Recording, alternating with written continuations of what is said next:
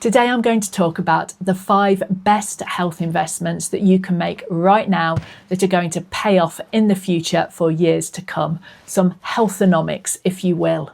Your body is amazing, and if you've never thought about how best to ensure it stays that way, then that's okay.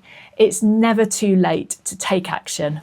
I want you to leave this video armed with the knowledge you need to make a start. If you're new here, hi, I'm Ruth, retired doctor turned health coach, and on this channel we discuss health, well-being and mindset for the over 50s woman. I'm a little different though, in that I like to follow the science. Now, I'm really incredibly grateful to all my new subscribers, and if you'd like to join this little community, then come in, hit subscribe and turn on notifications so you don't miss a thing. And a quick disclaimer, this channel is for entertainment and information, it's not medical advice. Number 1, ditch the processed food. Nutrition can be a particularly confusing topic because everyone seems to have an opinion. Vegan, keto, paleo, Mediterranean. Social media in particular is a hotbed of conflicting advice. But here's the good news. There is one thing that nearly all the nutrition experts agree on, and that's to eat less processed food and more whole food. I really like the quote from journalist Michael Pollan: "Eat food, not too much, mostly plants." And by whole foods, I basically mean any food that's recognisable as a food, such as a sweet potato or an egg. She says, placing it down carefully because it's a raw egg and I've got a carpet, as opposed to anything that's been chucked together in a factory. As a health coach, I'm never going to demonise any food unless, of course, it's gone mouldy or it's fallen on the floor and broken the 3-second rule. Look, I eat processed food too sometimes. It's not about perfection, it's about consistency and keeping things in proportion. So one food, or indeed one meal, isn't going to make or break your health, so stop worrying about that piece of supermarket cake you ate at work last Tuesday. It's okay. Just aim to eat nutritious food most of the time and have a little wiggle room for the fun stuff. But consistency does pay off, and this is a fascinating study about food choices. 20 people were essentially kept in a food lab for 1 month, and yeah, I know, I just hope they got paid well. And they were given food which was matched in terms of calories and macronutrients, so carbohydrate, fat and protein. They were told they could eat as much or as little as they wanted, and half the group were given processed food and half the group were given unprocessed whole foods. And after 2 weeks, the group swapped over, so what's called a crossover design, so everyone got to eat both diets, and this was a really well designed study. And the results are really interesting. The people eating the processed food ate on average around 500 calories a day more. And over the course of the 2 weeks, they put on 0.9 kilograms, so that's just under 2 pounds. And the group eating the unprocessed food, they lost a similar amount. So why did this happen? Now, I'm sure you know, one of the criticisms of processed food is that it's been designed with that exact ratio of fat, sugar and salt to make it really appealing to us. But in this study, that probably wasn't the case. So they asked the participants and they said they found both diets equally appealing, and both diets were carefully matched in terms of nutrients. But processed foods are also different from whole foods in texture. They tend to be airier and lighter, so they're easier to eat because we don't have to chew them as much. And certainly in this study, they found that the participants ate the processed food significantly quicker than the whole food. Whatever the mechanism, the participants eating the processed food ate more of it and put on weight in just a short space of time. So if you want to invest in your health, try reducing processed foods. Start small, pick one item which you can try and make from scratch, for example, a tomato-based pasta sauce, or swap out one of your favourite processed snacks for a whole food equivalent. Number 2, look after your bones and muscles. In my opinion, mobility is the number 1 priority as we age. It doesn't just keep you physically fit, it allows you obviously to get out of the house and then have that all-important social connection with people around you, and that keeps your mind sharp. So I'm going to tell you how to optimise your bone and muscle function. As we age, 2 things happen, and they happen more in women. So firstly, our muscle mass decreases and we get more fatty tissue in its place. And secondly, our bone density decreases as well. Our bones are in a constant state of flux, with minerals being laid down and reabsorbed. And over time, the reabsorption starts winning and our bones get weaker. Back when I was a junior or resident doctor, I did a little bit of anaesthetics or anaesthesiology before going into radiology. So I saw firsthand the effect of coming into a hospital with a broken hip and the knock-on effect this can have on quality of life and how detrimental it could be. So looking after our skeleton is super important and pays dividends later. Two things can really help here: diet and exercise. For diet, make sure you're getting enough calcium. Now, as well as being found in dairy, it's found in soya and soya products like tofu and leafy greens. And don't forget about vitamin D, because that helps absorb more calcium. Now, in the UK, the sun isn't strong enough for us to make enough vitamin D in our skin in the winter months, so between October and March. And this is why the NHS recommends that we consider taking a supplement over the winter months. Now, I'll put down in the description below a link to the NHS, part of the NHS website on vitamin D. And if you're outside the UK, then you'll be able to find your country's guidelines online. As for exercise, doing some resistance exercise is, I'm afraid, pretty much non-negotiable. So by resistance exercise, I mean exercising with weights or resistance bands. And when it comes to muscle, that old adage does hold true: if you don't use it, you lose it.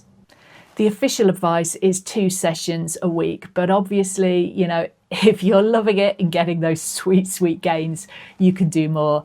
And as an aside, when I first started seeing my current personal trainer and he asked what my fitness goals were, my genuine goal is to have arms like Sarah Connor at the beginning of Terminator 2. And he just looked at me with pity in his eyes. Now, if you would like a specific video on how to motivate yourself to go to the gym if you're not feeling the love, let me know in the comments below.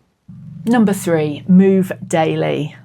Besides building muscle, we just need to be moving our bodies a bit more as well. Now, most of us have a fairly sedentary existence and sit at a desk all day, and yeah, myself included. And this is really not very good for us, particularly for our heart health. Here's a question. How many steps do you think you need to take each day to see health benefits? Now, the answer might surprise you.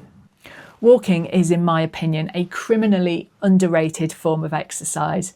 It's relatively straightforward and you don't need any expensive kit, just a pair of supportive shoes, and if you live in a perpetually damp climate such as I do, a raincoat. And of course, by the law of sod, I'm filming this on a gloriously sunny day, which is a rarity in England. Now, it's great if you can do 10,000 steps a day, but it's probably not necessary. So this was a lovely meta-analysis. So that's a study where they pull data from lots of other studies, and they looked at how many steps you need to do a day to get health benefits, particularly heart health benefits.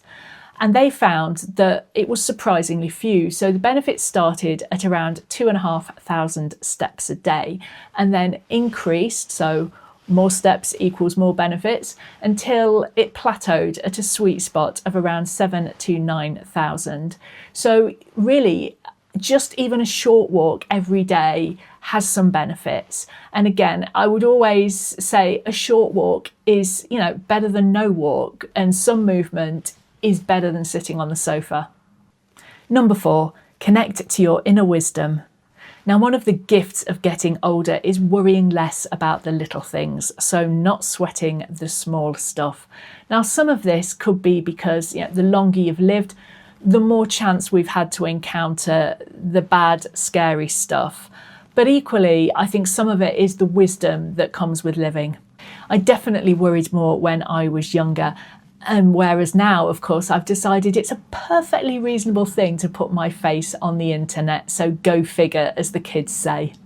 But we do all still worry, and it's how we deal with it that matters. Now, our bodies were designed to get a little bit of stress because, that's how we knew to run back to our caves away from the saber-toothed tiger. The problem is modern life creates chronic stress, and this leads to a persistent overactivation of the hormonal systems which control it. So if you want the proper medical term, the hypothalamic pituitary adrenal axis. Try saying that fast 6 times in a row.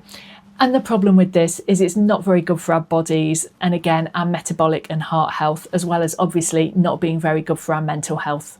How you deal with stress is obviously personal. Some people really like meditation. I'm a big fan of mindfulness, but I think often we know the answers deep down. It's just tapping into that inner wisdom. So I really like a walk outside if I'm struggling with a problem. And usually by the end of a walk and kind of mulling it around and swishing it around between my brain cells, I've usually worked out a plan. Now, if you want somewhere really simple to start, you could give journaling a go. And this is something I quite like doing as well. You don't have to kind of go all war and peace and write an epic monologue. And you don't have to start channeling your inner 13-year-old writing about the latest high school crush. You can just scribble some thoughts down. The process of journaling or keeping a diary has been shown in the scientific literature to have multiple benefits, including increased happiness, improved memory, and it's a really good way of expressing emotions. The act of putting things down on paper tends to allow you to clear your mind. And if you want to start, here's a journaling prompt. I would like to invest in my health because ... And number 5, know your numbers.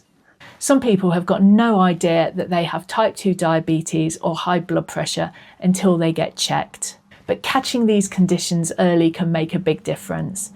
Now, I've got a really strong family history of diabetes, so I like to, every couple of years, know what my blood sugar is doing, and knowing your numbers puts you in control of your health. 3 useful tests to think about discussing with your doctor are a lipid profile, which includes cholesterol, a glucose check for blood sugar, and a blood pressure check. Now, services obviously vary between countries, but here in the UK, the NHS offers a free health check every 5 years to anyone between the ages of 40 and 74 who doesn't have a pre-existing condition, on the basis that people with pre-existing conditions are being seen regularly and getting checked. You can also get a free blood pressure check at many pharmacies. Now, getting checked might seem daunting, but I believe that forewarned is forearmed. And by taking control and responsibility for our health, it empowers us to make those lifestyle changes. Don't underestimate the impact of lifestyle on conditions like diabetes and high blood pressure. It's huge, and the small daily habits can add up to make the big changes.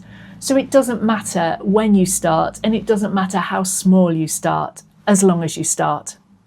So to summarise, we've run through 5 areas of health where a little bit of forward planning is going to bring us benefits in the future. So that's eating whole foods, moving daily and looking after your bones and muscles, taking care of your mental health and knowing your numbers.